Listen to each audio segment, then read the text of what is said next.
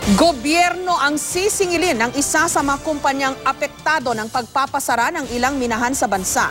Dapat daw bayaran ng gobyerno ang kanilang naipuhunan. May report si Bernadette Reyes. Aksyon laban sa gobyerno ang ilang mga minahang ipinapasara ng DENR.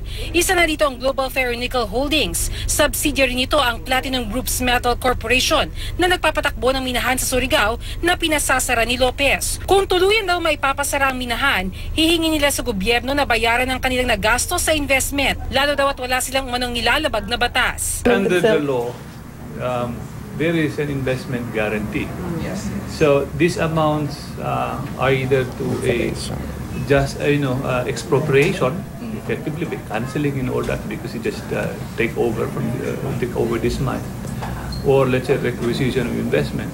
Ayon pa sa Global Ferronickel, ang taong bayan daw ang lalabas na magbabayad nito dahil magagaling ang pambayad sa buwis na kanilang binabayaran. Congress will have to pass a law to pay for this damage or for the return of investment in order to the mining companies affected, and eventually it will be collected through taxes.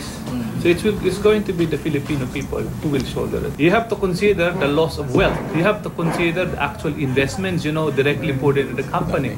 You also have to consider other damage, damage to reputation in all that. So it cannot just be a simple calculation, okay, this is the paid up capital. Ipinapasara ni DENR Secretary Gina Lopez ang mahigit kalahati sa mga mining companies sa Pilipinas dahil sa mga umano'y paglabag. Pinapakansela rin niya ang 75 mineral production sharing agreement na nasa mga watershed areas. Ginawa niya ito para umano proteksyonan ang kalikasan.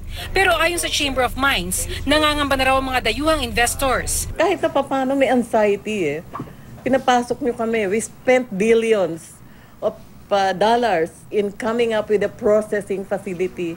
At tapos wala kaming kasiguruhan na yung ECC namin makancel. Bernadette Reyes, GMA News.